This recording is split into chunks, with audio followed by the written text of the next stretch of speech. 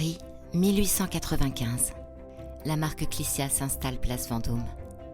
Le premier institut de beauté au monde ouvre ses portes.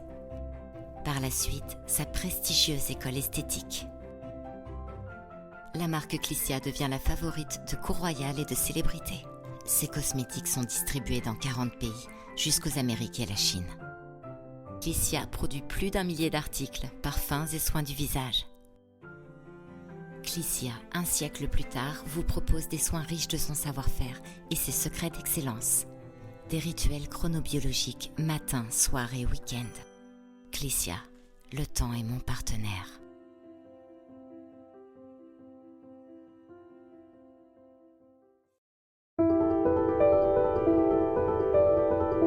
Bienvenue dans la saison 4 du podcast Parlons de votre mental.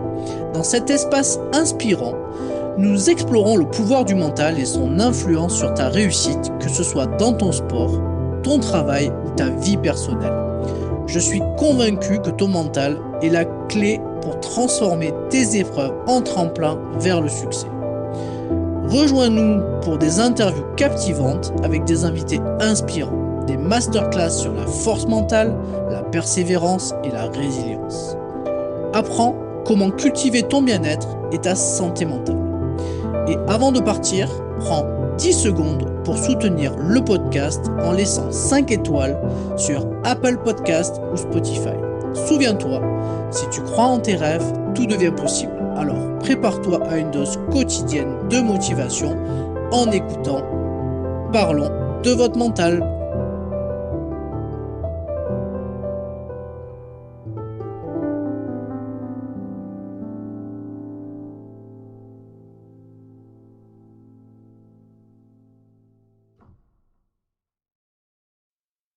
Bienvenue dans un nouvel épisode de notre podcast Parlons de votre mental. Et aujourd'hui, nous avons le plaisir d'accueillir Élodie Bonnat, fondatrice de Bernascom, qui combine sa passion pour le sport et son expertise en communication. Donc, dans cette interview, nous allons explorer son parcours, ses défis et ses conseils pour cultiver un mental fort et résilient. Bonjour Élodie. Bonjour Sébastien, enchantée, ravie d'être avec vous. Écoute, moi aussi, je suis enchanté de pouvoir te rencontrer. Je te suis depuis un petit moment sur tes réseaux sociaux et surtout sur LinkedIn. J'aime bien les métiers de la communication. Je trouve que c'est des métiers où on rencontre des gens très dynamiques et qui avec le temps et l'expérience sont habitués à gérer énormément de pression et d'attentes par rapport à leurs clients, et du coup c'est toujours intéressant d'aller à la rencontre de personnes qui travaillent dans ce domaine-là, où les attentes des clients sont quand même ils ont envie d'être, en tout cas je cherche le mot d'avoir de la visibilité pour pouvoir montrer ce qu'ils font, et vous, les attachés de presse et les gens qui travaillent dans la communication, la lourde tâche de pouvoir les aider dans ces défis-là, en fait, qui n'est pas très simple non plus, quoi. Oui, c'est l'idée de les driver, d'être à leur côté, de leur expliquer comment ça fonctionne, de leur donner les codes, et puis de pouvoir transmettre leurs paroles et leurs valeurs aux journalistes, aux influenceurs, toute la com globalement. Donc, c'est vrai que c'est dynamique, c'est vrai qu'il y a pas mal de challenges et qu'il faut avoir un bon mental pour ça. Alors pour commencer, est-ce que tu pourrais nous parler un peu de toi et de ton parcours? Ok, alors donc moi je suis Élodie, je vais avoir 40 ans, je suis maman et j'ai une grande fille de 12 ans et j'ai créé mon agence il y a maintenant 13 ans. Je suis une passionnée de sport, donc mon agence est une agence de communication, relations presse spécialisée dans le sport. Je suis une passionnée de sport, je touche un peu à tous les sports et plus ils sont faux, plus ils sont loufoques, plus j'aime ça, découvrir des nouveaux sports. Je n'excelle dans rien, je m'amuse dans tout. Et pour moi, c'est le principal, autour du partage, du côté positif. Et puis, j'aime bien me mettre des nouveaux challenges. Donc, j'ai un gros challenge tous les ans à peu près. Et puis, j'ai des challenges professionnels aussi, puisque à côté de ça, je suis coach en développement personnel et je deviens maître de cérémonie et speaker sur de nombreux événements, puisqu'on me demande pas mal d'énergie, pas mal de connaissances dans le sport.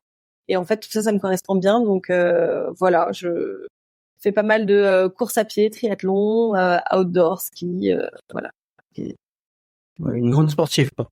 Oui, en tout cas, je m'amuse. C'est le principal, c'est que je fais jamais seule et je le partage et je fonctionne au défi, au challenge, professionnel et personnel et voilà. Et c'est ce qui me drive tous les jours. Alors, si on revient sur ton parcours, comment tu es devenu attaché de presse et ensuite entrepreneur, puisque tu as créé ta propre entreprise de communication au service des autres?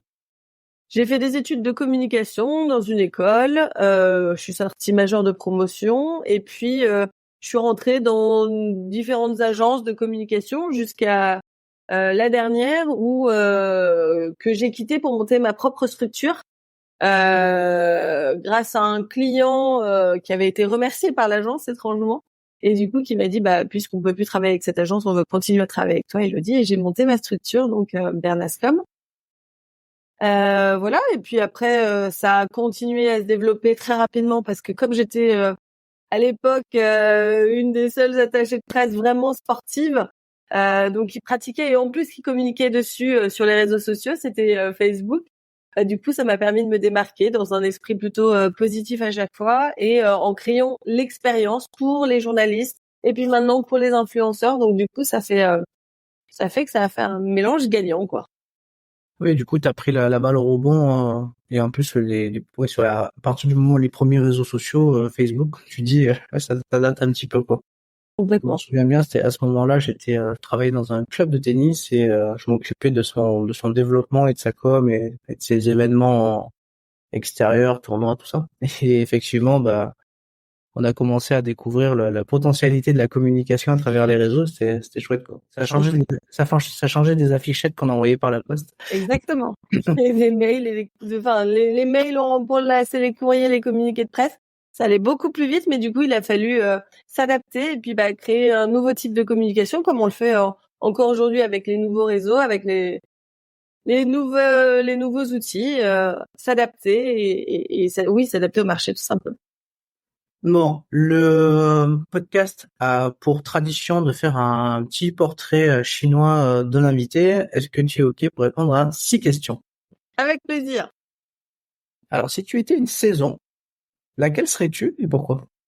Je serais l'été. L'été, c'est le moment où il fait le plus beau, il fait le plus chaud, j'ai pas de problème avec la chaleur. C'est le moment où il y a les vacances, même si j'en prends très peu, mais en tout cas où tout est possible parce que on peut être dehors tout le temps, la nuit, le jour. Je bivouaque très souvent à la Belle Étoile. Il fait beau, voilà, tout est positif, je trouve, en été. Ah, bah, sinon, ce serait bien sûr le printemps puisque c'est le moment de l'ouverture et de la renaissance. Mais allez, je choisis l'été. Quel été? En tant que couleur, quelle teinte te représenterait le mieux et quel sentiment ça évoque pour toi? C'est le rose. C'est le rose. Évidemment, je suis un peu connue pour cette couleur-là. Et c'est marrant parce que, alors aujourd'hui j'ai une petite veste rose, mais globalement je suis pas en rose le reste du temps. Je le suis seulement dans le sport pour montrer, depuis toujours, déjà parce qu'elle me plaît cette couleur, mais aussi parce que j'aime bien me différencier en tant que femme sur des épreuves où je fais pas des sports, on va dire, de femmes. C'est bizarre parce que je fais justement pas la différence, mais je me retrouve très souvent la seule femme dans un groupe d'hommes parce que je suis sur des courses longues, intenses, difficiles, etc. Et j'aime bien garder ce côté. Ouais, je le fais, mais je suis une fille, et c'est ok. Et je veux pas qu'on me considère comme une fille. Je veux juste le remarquer. C'est ma différence.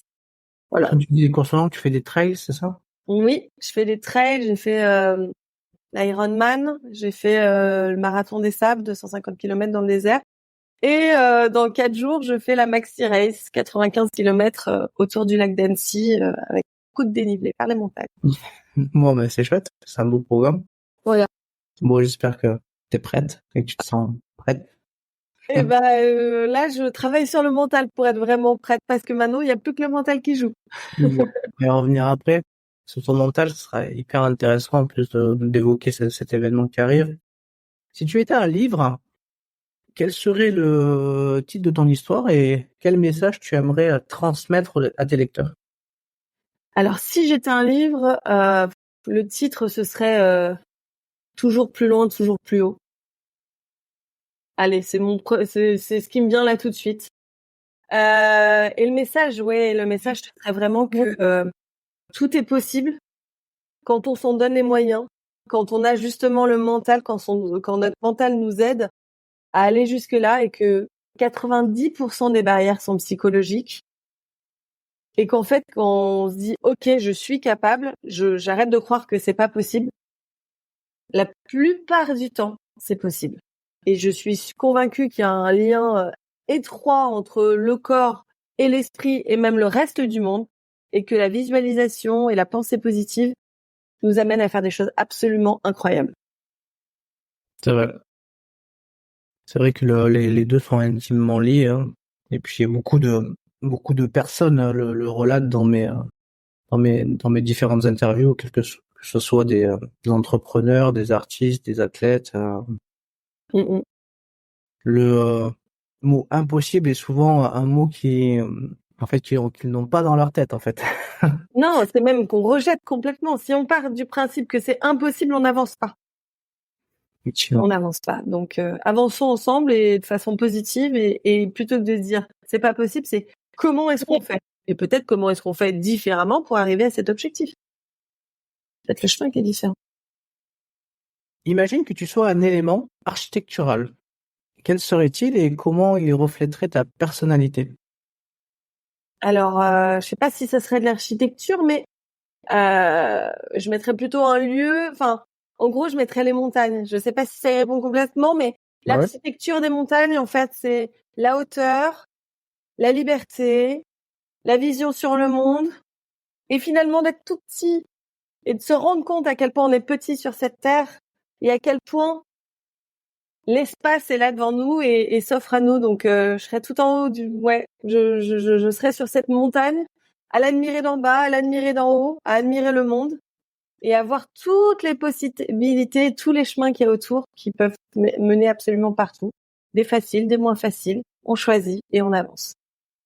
Ah oui. Bah, un de mes invités de la saison 4 je crois qu'il vient de gravir l'Everest là. Il y a du monde.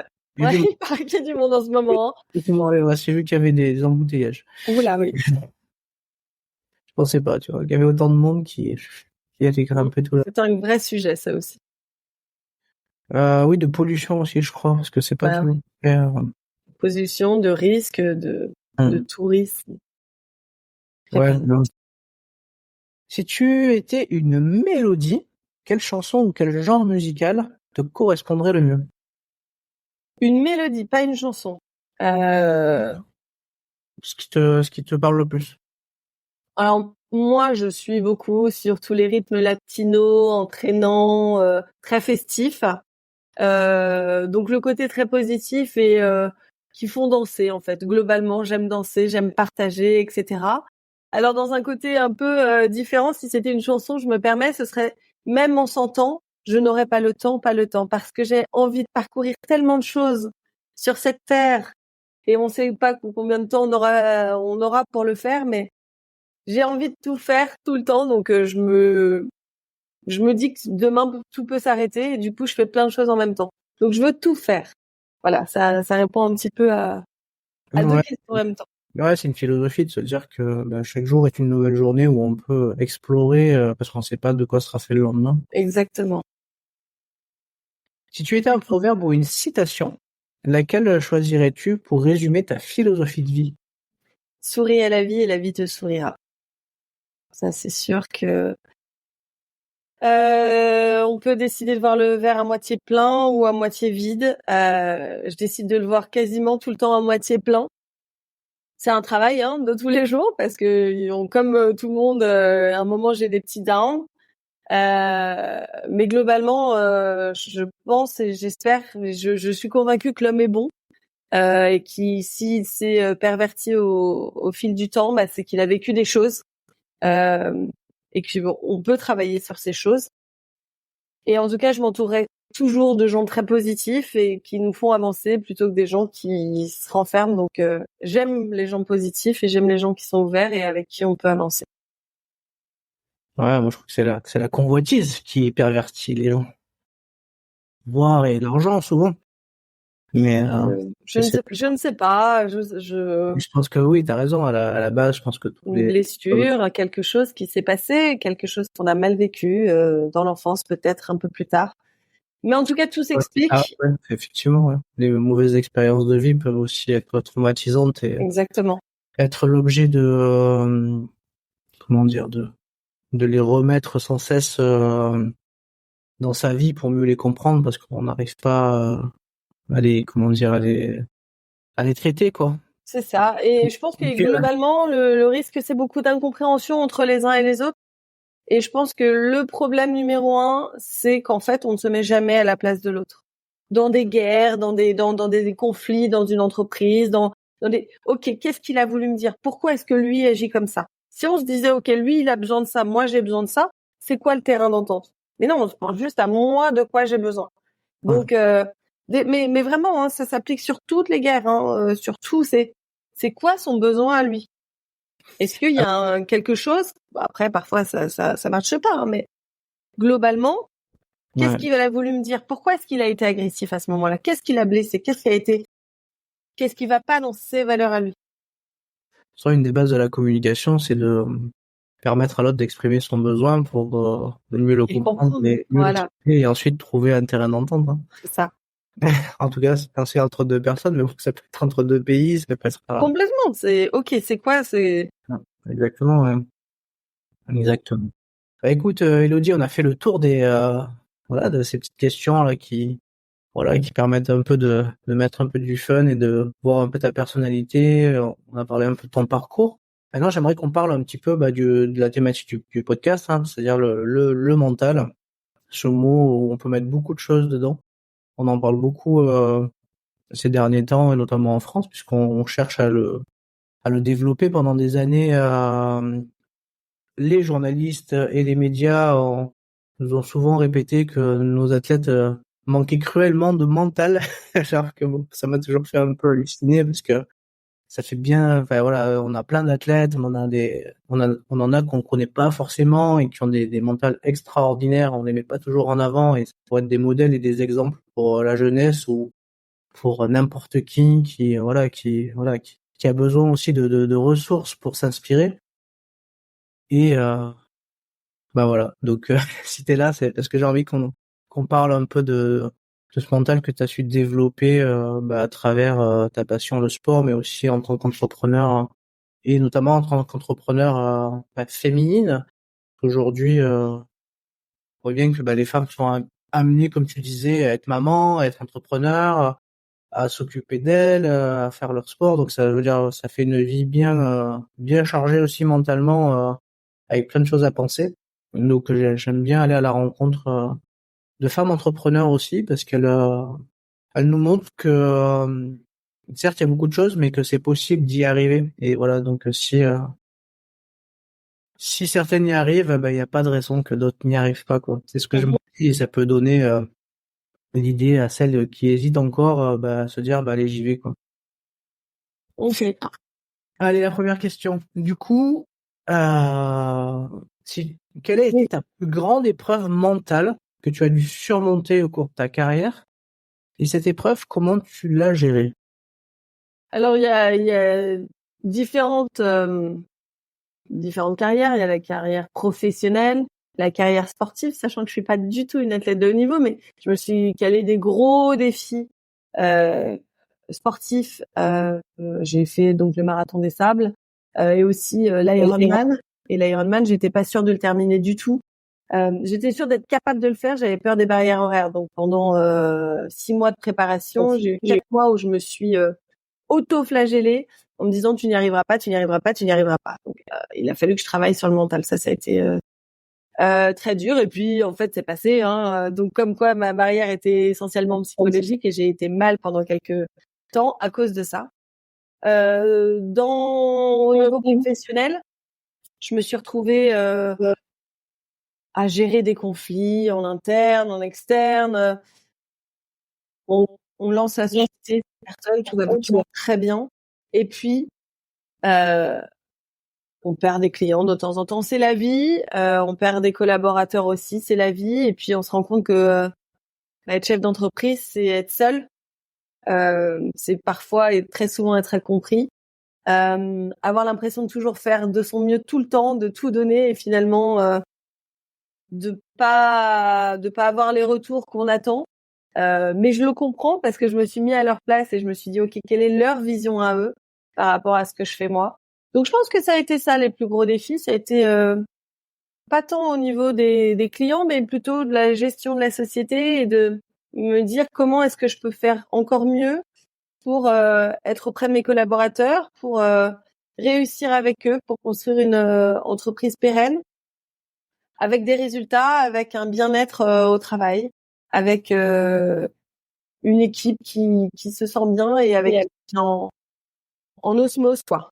Donc je pense que c'est ça, c'est vraiment le défi, le plus gros défi a été le défi humain finalement.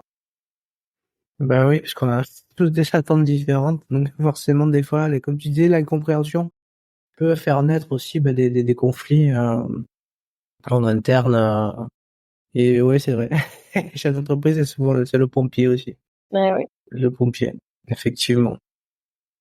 Donc, en tant qu'attaché de presse et aujourd'hui speaker aussi, comment tu gères potentiellement la pression, hein, on parle souvent de pression, et le stress qui sont liés sur le côté attaché de presse, c'est plutôt lié aux délais et aux attentes des clients. Et en tant que speaker, c'est peut-être l'événement, la foule. Ouais. En préparant, en étant préparé, en étant réactif, en comprenant les attentes, en essayant surtout de pas s'éparpiller finalement et d'accepter que tout ne soit pas parfait pour que on parle souvent du 20-80, 20% du travail assure la prestation finalement si elle est bien faite. Donc moi je me fixe sur ces 20% qui sont les plus importants qui permettent la réussite. Alors les délais globalement, on est une équipe très réactive donc j'ai pas eu trop ce problème-là. Mais en tout cas oui, le stress d'avoir le bon résultat, donc de travailler toujours plus si jamais on n'a pas réussi à avoir les retombées nécessaires, ou alors adapter finalement. Ok, on n'a pas eu ça, même si la plupart du temps ça fonctionne, mais si jamais ça fonctionnait pas, ok, on propose quelque chose de différent. S'adapter. La souplesse fait que finalement, l'objectif numéro 1, c'est la satisfaction client. Et pour ça, il faut mettre tout en place pour des résultats, pour des résultats d'une façon ou d'une autre. Et puis, en tant que speaker, là encore, de la préparation, en fait. Mais c'est comme pour un sport, en fait. Si tu décides de faire un marathon et que tu te prépares pas, ouais, tu peux stresser. En fait, le seul moment où tu peux être sûr que ça va bien se passer, c'est quand tu t'es préparé à le faire. Donc, tu te prépares, tu t'entraînes pour un marathon, tu te prépares, tu t'entraînes pour un appel d'offres, tu te prépares, tu connais ton sujet, tu en as discuté, voilà. Bon, quand tu fais un marathon, c'est la même chose. Tu te prépares et puis tu y arrives. Après, tu sais pas ce que ça va donner le jour J. Mais globalement, tu as quand même beaucoup plus de chances que ça fonctionne si tu sais de quoi tu parles et si tu seras plus à l'aise, quoi. Physiquement, mentalement. C'est une question du coup de bien préparer du coup et de finalement de bien s'entourer aussi pour préparer. Complètement. Est-ce que tu as des rituels ou est-ce que tu utilises des techniques pour maintenir une attitude mentale positive et résiliente au quotidien, que ce soit professionnellement ou dans tes défis sportifs? Alors oui, mon rituel qui me fait tenir quand même, c'est que tous les jours je me lève à 5 heures pour aller faire du sport. Ça, je pense que ce sport, au-delà du côté c'est pour de la préparation physique, ça me permet de rester positif. Déjà, c'est la première chose qui me dit ok, c'est possible, puisque quand je dis aux gens je me lève à 5 heures, ils me disent non, t'es une grande malade. Oui et non, je l'ai pensé avant de le faire. Je me dis mais mon père faisait ça. Oui, n'importe quoi, 5 heures. Et puis j'ai emmené des copines faire ça, qui me disaient mais t'es une grande malade, qui le font maintenant très régulièrement et qui se rendent compte du côté positif, c'est-à-dire que je pourrais dormir 1 heure de plus. Je suis beaucoup plus en forme en ayant dormi 1 heure de moins et en ayant fait 1 heure de sport. Donc ça, c'est le côté positif. C'est aussi le moment où je me retrouve, seule ou avec mes amis. On peut parler, on a ce moment qui est pour nous. Et ce moment qui est pour nous, il est ultra positif. Ensuite, je me retrouve avec ma fille. Et durant la journée, je suis toujours en positive mind. D'ailleurs, on me le dit parfois, tu vis dans le monde des bisounours, et ça me va très bien. Je préfère voir toujours le côté positif des choses et essayer de comprendre les choses. Et enfin, je suis grateful, c'est-à-dire que tous les jours, et quand je cours, c'est le moment où je le fais souvent, mais ou alors avant d'aller me coucher, je me dis ok, je me dis merci. Merci à quoi? Et quand je cours, par exemple, ça va être merci à mon corps de me permettre ça. Merci à ma fille de me permettre d'aller faire ce footing. Merci à la planète de me permettre de respirer, voilà. Merci aux gens qui sont là, merci. Alors quand je suis en montagne, c'est encore plus grand, c'est encore plus fort, mais merci à mon esprit, merci à mon équipe de m'aider à répondre à tous ces appels d'offres, à répondre aux clients. En fait, je me dis, j'ai une chance incroyable. Et on a tous des problèmes, hein. On en a tous. Et on a tous des choses très positives donc, juste rester focus sur le positif. J'ai de la chance. Merci, il pleut. Oh, il pleut. Oh, il pleut. Non, merci, il pleut. On passe notre temps à se dire que les nappes phréatiques, ça va plus, machin, non, merci, il pleut. Ce sont les saisons. Oh, il fait froid. Oui, c'est normal, ce sont les saisons. Voilà. C'est que des choses comme ça. Moi, il pleut. Oh là là. Ouais. Et après, dans un mois, on va nous dire il fait trop chaud, on n'en peut plus. En fait, et si on le voyait positif, quoi. Voilà. C'est vraiment mon côté. Ouais, en fait, il peut quand même beaucoup un peu trop, pareil. Mais non, parce qu'après on va nous dire non, c'est normal. Après, c'est légèrement décalé. De toute façon, on le sait. La planète évolue. C'est vrai qu'il y a un décalage. Et de notre fait, où on se continue à se plaindre, où on se dit ok, c'est comme ça, je m'adapte et j'avance. Ok, il pleut, tant mieux. Alors oui, on préfère pouvoir faire un barbecue au mois de mai. Je suis d'accord. Moi, j'ai ma course. Je vous assure que là, dans mes côtés négatifs que j'arrive pas à travailler, là, j'ai une course dans 4 jours. C'est en montagne. Je vais être dans la boue, ça va glisser dans tous les sens. Si je pense qu'à ma petite personne, franchement, ça me casse les pieds. Mais bon, c'est bon pour la planète. Alors, on va regarder ça en tête. C'est vrai. De toute façon, comme je dis souvent, de toute manière, il faut pas prêter d'attention à ce qu'on ne peut pas maîtriser. Mais exactement. La météo. Je peux rien faire. Enfin, à part s'adapter, on peut pas faire grand chose. On s'adapte. Ça sera plus difficile. Bah, de toute façon, si je voulais pas du difficile, je me serais pas inscrite à une course comme ça, hein. Voilà. Comment tu abordes ta fixation d'objectifs personnels et professionnels, et est-ce que t'as dans un deuxième temps, est-ce que tu as des conseils à nous donner pour rester focus et motivé? Alors, bah justement, c'est se fixer des objectifs professionnels et personnels. Moi, sportif, je me fixe toujours un objectif qui me paraît irréalisable. J'en ai un par an. L'Ironman, je savais pas si je terminerais. Marathon des Sables, je pensais pouvoir terminer, mais je savais que ça allait être très difficile. Et donc, me mettre une étape toujours de plus pour me dire, ok, comment je fais pour y arriver? Quels sont les moyens que je mets en place? Et une fois que j'ai réussi, ben, je me dis, en fait, plus rien n'est inaccessible. Quand je me baigne dans une eau à 1 degré, 1 ou 2 degrés, au départ, on se dit, c'est horrible, ça fait mal et tout. Et puis après, on va aller se baigner dans une eau à 14 degrés avec des potes. Je dis, mais en fait, j'ai déjà fait 1 degré, je peux le faire, il y a rien qui m'en empêche. Si ce n'est mon mental, j'ai pas envie d'aller dans une eau à 14 degrés parce que 14 degrés, c'est froid. Mais voilà, se fixer ces objectifs-là tout le temps, c'est ce qui nous permet pour moi d'avancer. C'est parce que quand j'ai terminé ces courses, à chaque fois on me dit c'est quoi ton prochain défi, et puis je mets toujours un peu de temps à me dire là j'ai envie de me reposer, c'est assez légitime parce qu'on a passé 6 mois à s'entraîner, bon. Et puis au bout d'un moment, je me dis bon allez, j'arrête mes conneries. Et en fait, je vais m'inscrire à un semi-marathon, un marathon. Alors, je veux pas être dénigrante, hein, mais comme j'ai l'habitude, j'en ai fait beaucoup. C'est plus un énorme challenge pour moi. Et je respecte tous ceux qui ont un semi-marathon en vue ou même un 10 km. Tant que c'est un challenge pour vous, c'est génial et allez-y. Tout ça pour dire que, en fait, ces petits objectifs me permettent de garder un cap et un rythme d'entraînement et une motivation à m'entraîner. Sinon, un matin, j'ai pas envie de me lever parce que je suis fatiguée, j'y vais pas. Et en fait, du coup, Voilà, je perds ces challenges. Et de la même façon, dans mes objectifs professionnels, je me dis, OK, où est-ce que j'aimerais aller? Vision à 5 ans, vision à 10 ans. D'ailleurs, si je regarde ma vision il y a 10 ans, j'ai pas du tout atteint ce que je voulais faire. C'est complètement différent, mais c'est très bien aussi. Donc, c'est se fixer ses objectifs et se dire quels sont les moyens, quels sont les outils, quels sont les moyens que j'ai, quels sont les outils que je mets en place pour y aller, quoi, pour aller à ces objectifs.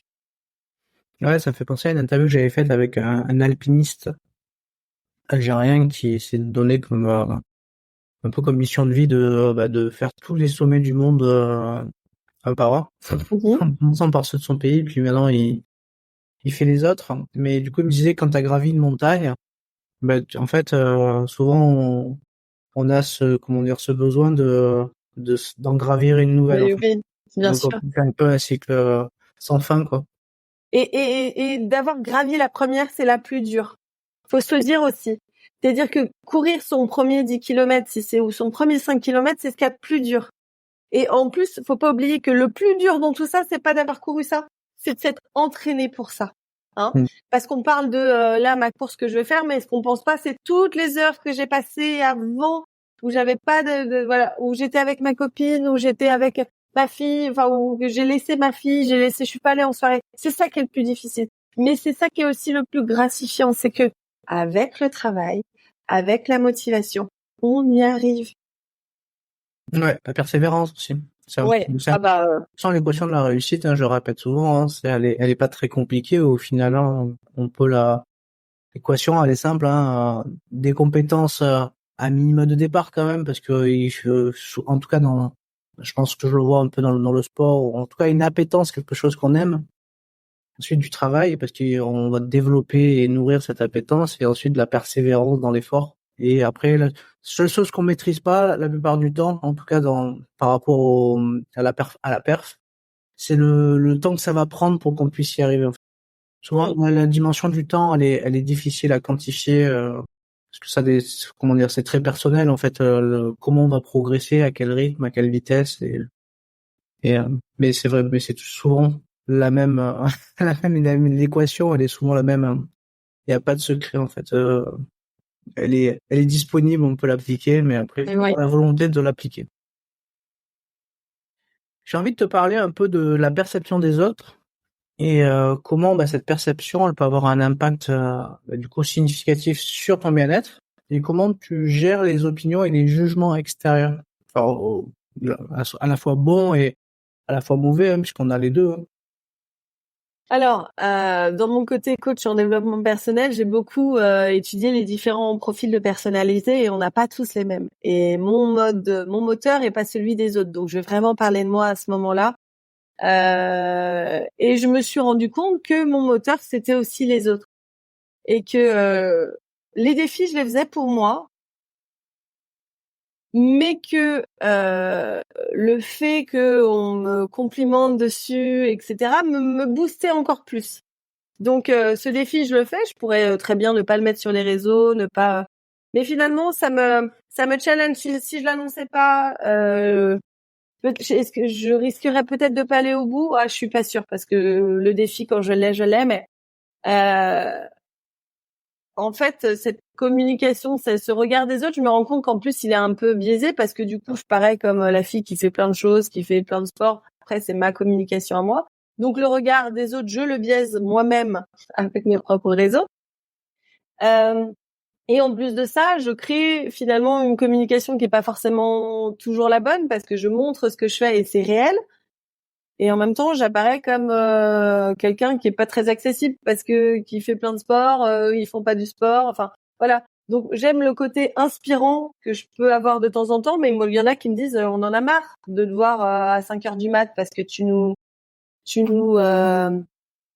déprimes quoi, tu nous fais culpabiliser. C'est pas du tout le but, bien au contraire. Donc c'est là où c'est presque déceptif. Je veux pas dire, je veux juste dire aux gens. Prenez pas les escalators pour monter ou pour descendre. C'est juste ça que je veux dire. Si vous pouvez aller marcher 3 kilomètres, faites-le. Et donc oui, le regard des autres sur ce que je transmets est hyper important parce que je veux transmettre que des choses positives. Et malheureusement, parfois, peut-être que je suis ou maladroite, ou en tout cas, le message passe pas correctement, et ça me dérange un peu. Et puis, je suis très présente, beaucoup d'énergie dans mon métier. Parfois, il faut être un peu plus discrète. Du coup, je suis contente d'avoir le côté speaker pour partager, pour animer, etc. Et le côté beaucoup plus stratégique et professionnel de mon agence. Donc finalement, je me retrouve bien. Et puis avec le temps, j'ai aussi quand même appris à me détacher de ce regard des autres et de faire beaucoup plus les choses pour moi. Et une fois qu'on a ce lâcher prise, ce fameux lâcher prise, ça va mieux. Oui, c'est vrai que la priorité, c'est déjà de penser à son besoin personnel. Voilà, tout en étant capable de penser aux autres aussi, mais c'est vrai que c'est important de pouvoir ne pas se consacrer qu'aux autres, puisque finalement, ça serait une balance qui serait un peu déséquilibrée, quoi. Et Trouver le juste équilibre. Alors, quels sont les défis spécifiques que tu as pu rencontrer en tant que femme entrepreneur dans le domaine de la communication? alors, premier défi, c'est quand j'ai démissionné de mon ancien poste et qu'on m'a dit, Élodie, tu n'es la fille de personne, tu n'es la femme de personne et tu ne couches avec personne, tu ne peux pas y arriver. C'est dommage. Et là, je me suis dit, ah bah, je vais tout faire pour y arriver. Et ça n'a rien changé puisque j'en étais toujours la fille. Alors, mon père est quelqu'un d'extraordinaire évidemment, mais voilà, pas quelqu'un dans le milieu. J'étais pas mariée avec quelqu'un dans le milieu, enfin bref. Et pourtant, j'ai réussi à mener mon petit bonhomme de chemin toute seule et je suis très fière de ça. Donc c'était le premier défi après les relations presse. On va dire que le sport est un monde d'hommes, les relations presse plutôt un monde de femmes. J'ai su m'imposer là-dedans naturellement. Alors, je dirais pas que c'était un défi. Je voulais être là comme comme mes défis sportifs où je veux être l'égale de l'homme. Même si les podiums sont pas les mêmes évidemment, mais globalement je veux me donner ces mêmes défis et mon défi de tous les jours c'est de dire c'est pas parce qu'on est une femme qu'on peut pas le faire. Donc chef d'entreprise, pour la petite histoire, j'ai démissionné de mon ancien poste pour démissionner, pas rupture conventionnelle, démissionner, j'ai demandé aucune aide à personne pour créer ma structure et 5 jours après j'apprenais que j'étais enceinte. Donc mon premier défi, ça a été ça, de créer ma boîte et d'avoir ma fille en même temps. Et que tout marche, en fait. Le défi, c'est l'équilibre permanent et surtout de se sentir bien avec ça. Avec le sport, avec la société, avec l'entreprise, avec la famille. Et de créer, finalement, une harmonie dans tout ça où on se sente bien. Parce que c'est l'objectif numéro 1 de la vie, je crois. C'est juste de se sentir bien. Oui, c'est ça. Et puis tu parles beaucoup de ta fille. C'est vrai que nos enfants, c'est aussi quand même, comment dire, des moments importants à partager avec eux, parce que voilà, c'est, comme je dis souvent, c'est pas quand ils sont grands qu'on partage ces moments-là avec eux, parce que quand ils sont grands, ils font leur vie. Donc, ce qui est important aussi, c'est de les amener à être des super, comment dire, des super hommes, des super femmes de demain, quoi. C'est-à-dire en étant équilibrés, en leur donnant la possibilité de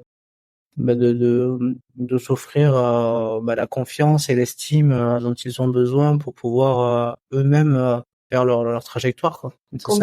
Complètement. Et bon, je dois reconnaître que mon ex-mari était quelqu'un qui avait du temps et qui s'occupait admirablement bien de ma fille. Donc j'ai pu aussi construire, bien s'entourer, c'est important. C'est forcément plus facile quand on a la famille à côté, un conjoint ou un ex-conjoint qui nous a aidés. Enfin voilà, je pense que Ouais, mais il y a toujours un équilibre aussi dans un couple. Il y en a toujours un qui, voilà, on a toujours de toute façon, il y a toujours une harmonie, hein. voilà, il faut en tout cas il faut que chacun puisse apporter quelque chose. Et tant qu'il y a un équilibre, Exactement. c'est ça, c'est l'équilibre Bon, de la vie. l'équilibre, c'est plus compliqué. C'est ça. Et ben on change, on évolue. Pareil, on accepte. C'était une bonne partie de ma vie et je le regrette pas du tout. Et c'était merveilleux et c'est quelqu'un de merveilleux. Et puis j'ai créé quelque chose d'autre et c'est très bien aussi.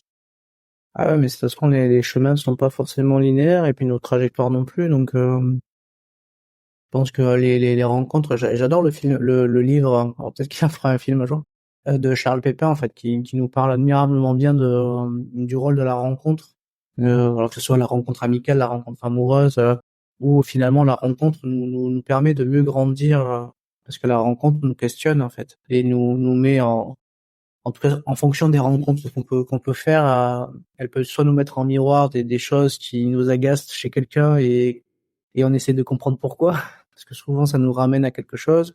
Ou enfin voilà, donc on peut. C'est pour ça que j'aime beaucoup aussi les rencontres, c'est que les rencontres aussi nous permettent de réfléchir, de revenir sur peut-être des points de vue qu'on avait ou en tout cas sur notre cartographie du monde. Et je trouve ça vraiment intéressant de rencontrer plein de gens. Tout à fait.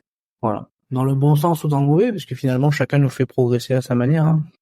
Complètement. Est-ce que tu pourrais nous partager une expérience où la gestion de tes émotions elle a joué un rôle crucial dans un de tes succès professionnels? Voilà. Après, ça peut, comme je sais que tu fais pas mal de défis dans le sport, ça peut être aussi un défi sportif ou les deux même. Hein. La gestion de mes émotions. Ouais. Ah, j'en ai pas là. Du coup, ça a joué un rôle positif dans. Oui, du coup, ça t'a permis de réussir. Alors, je sais pas si ça répond à la question, mais j'ai fait le marathon des sables avec ma sœur. Le marathon des sables, pour dire, c'est 250 km dans le désert sur 7 jours en autonomie. C'est-à-dire qu'on porte toutes nos affaires sur le dos. Et c'était un défi que je voulais faire depuis très longtemps. Mais c'était un défi que je n'imaginais pas sans ma sœur. Parce que je voulais vivre ces émotions avec ma sœur. Ma sœur, c'est mon mini-moi, c'est mon maxi-moi, on n'est pas jumelles, mais presque. Et je savais que les émotions que j'allais vivre, elles étaient ancrées à vie. Dans nous, en fait. Ça nous a ancrés, même si on est déjà très fusionnels. Et du coup, une première année, elle a pas pu le faire parce que ça tombait, elle était instite, c'était en dehors des vacances scolaires. L'année suivante, elle était enceinte. Enfin bon, bref, je l'ai attendu 5 ans, et après, il y a eu le Covid. Et du coup, je l'ai attendu 5 ans avant de pouvoir le faire avec elle. Et on a vécu des émotions, des larmes, enfin, en plus, en plein milieu du dessert, on avait couru, une centaine de kilomètres avant, on a couru 90 un jour. Oh, je suis tombée, j'en pouvais plus, elle m'a aidée. Et on était au bout de la vie, c'était pas possible. Et puis après, on a mis de la musique et la musique nous a redonné des émotions, nous a rappelé des choses. Maintenant, cette musique, quand on l'entend aujourd'hui, nous crée systématiquement une émotion, mais on peut être n'importe où, n'importe. Ça nous a ancré des choses qui nous ont portés et qui nous porteront à vie. Et en fait, c'est d'ailleurs toutes ces émotions que je vais chercher dans tous ces défis. Donc, je crois que ce sont ces émotions qui nous ont portés jusqu'au bout. Et en plus de ça, on savait que nos parents nous attendaient à la ligne d'arrivée. Donc, on savait qu'on allait avoir d'autres émotions encore très fortes. Il était évidemment hors de question qu'on abandonne à la base, mais encore plus en les sachant à l'arrivée parce qu'on voulait aller chercher cette émotion. Et donc, le sport et les défis et le dépassement de soi créent des émotions qui sont ancrées à vie. Et c'est vraiment un ancrage physique. Et ça, c'est hors norme. Comme quand j'ai passé la ligne d'arrivée de l'Ironman, comme je l'espère passer la ligne de la Maxi Race, ou comme quand j'ai accompagné ma sœur sur son premier marathon et qu'on termine main dans la main. Ces émotions, elles sont extraordinaires. Ouais, c'est un beau souvenir. En tout cas. Bon, tu auras attendu ta sœur quand même longtemps, 5 ans avant de le faire, mais en tout cas. Mais je regrette pas une seconde. Je n'aurais jamais vécu la même émotion, certainement une différente et certainement très belle. Mais je suis sûre, sans aucune commune mesure, avec ce que j'ai pu vivre avec elle et avec mes parents et avec ma fille qui était à l'arrivée. Non, c'est chouette. Après, je me dis que souvent les choses se font quand elles doivent se faire aussi. Bien sûr. Parfois, il y a des moments pour les faire et les moments. En fait, il y a toujours quelque chose qui se synchronise au bon moment pour faire ce qu'on a à faire, je trouve. D'accord. En tout cas, souvent. Comment tu fais pour maintenir un équilibre entre ta vie professionnelle et personnelle pour, on en parle souvent, préserver ta santé mentale? Eh ben, je me lève tôt. Je me lève tôt, ce qui fait que le sport, c'est la priorité du matin et c'est sûr, c'est fait. Ensuite, j'ai ce moment de travail qui est très tôt aussi. Et puis après, j'ai ce temps dédié à ma fille ou à mon chéri. Je jongle très rapidement, mais surtout, je me dis toujours que tout est possible là encore. Je me mets pas des montagnes et si à un moment, la machine à laver, elle est pas faite, c'est pas grave. Ou si j'ai pas rangé la maison tout de suite, c'est pas grave. Je conçois complètement que tout le monde ne fonctionne pas comme ça. Mais moi, c'est toujours le positive mind et vraiment le côté qu'est-ce qu'il y a de plus beau à vivre aujourd'hui. Et donc, du coup, cet équilibre. Et aussi, je parle beaucoup. C'est-à-dire que là, ce matin, on se fait ce rendez-vous ensemble. Et ma fille commence plus tard. Du coup, je fais pas le petit déjeuner avec elle parce qu'on est en train de discuter et qu'elle me l'a dit que hier soir. Bah, je lui ai expliqué. Je lui ai dit là, ce matin, je suis pas avec toi parce que je dois travailler. Et elle m'a répondu, mais maman, c'est la priorité. Là, tu peux le faire. C'est tout le temps avec moi. Donc, tant qu'on se dit les choses où je vais dire à mes collaborateurs, bah là, c'est, je sais pas, la sortie scolaire de ma fille. Je ne vais pas travailler aujourd'hui. Je travaillerai ce week-end ou ce soir, peu importe. Mais je mets des priorités. Il y a des choses qu'on peut décaler. Il y a des choses qu'on peut pas décaler. Donc, juste se mettre des priorités. J'ai la chance d'être mon propre patron aussi. Mais je pense qu'un patron, en règle générale, est conciliant quand ça va dans les deux sens. C'est-à-dire que toujours demander au patron si on n'apporte pas plus de temps en temps, ça marche pas. Mais sinon, globalement, c'est communiquer correctement pour que les choses soient comprises et que nous, on accepte bien tout ce qui nous arrive. Et si on disons au mieux. Ouais, effectivement. Toujours un équilibre, hein. On est toujours dans la question d'équilibre. L'équilibre et de bonne communication. Quel livre, podcast ou autre ressource t'ont inspiré et aidé à développer un mental dans le sport ou dans ta carrière? Alors, j'écoute beaucoup de podcasts de développement personnel. J'écoute beaucoup de podcasts sur des sportifs aussi qui sont inspirants. La lecture, j'aimerais pouvoir lire davantage, mais il faut l'avouer, je prends pas beaucoup ce temps-là parce que je bosse beaucoup, je travaille beaucoup, je fais beaucoup de sport. Donc, je suis sur des podcasts de développement personnel en PNL, beaucoup. Sur l'énéagramme aussi, qui est du développement personnel et de la compréhension. Et puis, j'ai écouté le podcast de Mathieu Blanchard, enfin avec Mathieu Blanchard, dans mon bain, dans la tête d'un coureur, course épique, enfin voilà, des choses qui sont inspirantes également. Et puis des baroudeurs, des aventures incroyables qu'on a envie de vivre en fait, tout simplement. Ok. Allez, j'avais une petite dernière. Quelle est la leçon la plus précieuse que tu as apprise sur la force mentale et la résilience au fil des années? Que c'est ça que c'est le mental qui guide tout, qui guide ta vie, qui guide tes choix, qui guide tes relations, qui guide. Avec le mental, on peut tout faire. Avec le mental et la persévérance et la résilience, on peut tout ou presque tout faire. Donc c'est peut-être ce mental-là. Je veux dire, j'ai vu dans mes coachings notamment des gens se transformer, qui avaient peur de certaines choses, qui disaient ça passera pas, c'est pas possible, et qui finalement se sont dit ok, j'y vais. Et ils se sont physiquement transformés. Je voyais des gens tout rademoudris qui arrivaient, qui venaient me voir et qui se sont changés. Et moi la première, c'est-à-dire que là, en ce moment, je suis dans une période à 4 jours de ma course, il pleut, j'ai mal à la hanche. Donc je me retrouve pas. J'étais persuadée que ça allait aller super bien. Il y a un mois, j'étais en pleine forme, je le faisais sans problème. Et là, je doute. Je sais que ce n'est que mon mental, donc c'est à moi de travailler là-dessus et d'être positif parce que ce dont je suis sûre, c'est qu'avec le mental, on peut tout faire. Non, ouais, super. Je te remercie, Élodie, d'avoir partagé ton expertise, ces réflexions, du coup, avec moi et puis tous les auditeurs et auditrices qui écouteront ce podcast. En tout cas, j'espère que cette interview va les inspirer à cultiver un mental fort et du coup leur donner envie de surmonter tous les défis peuvent se créer dans leur vie. Donc si vous avez apprécié l'épisode, n'hésitez pas à le soutenir, hein. Vous pouvez laisser des avis, des commentaires sur toutes les plateformes d'écoute, Apple Podcast, Spotify, Deezer, voilà. On est un petit peu partout, YouTube. Et chaleureusement, merci beaucoup Elodie, c'était chouette de pouvoir échanger avec toi ce matin et de partager un petit peu ton quotidien. Et voilà, merci beaucoup. À très bientôt, merci Sébastien. Bonne journée et bon mental à tous.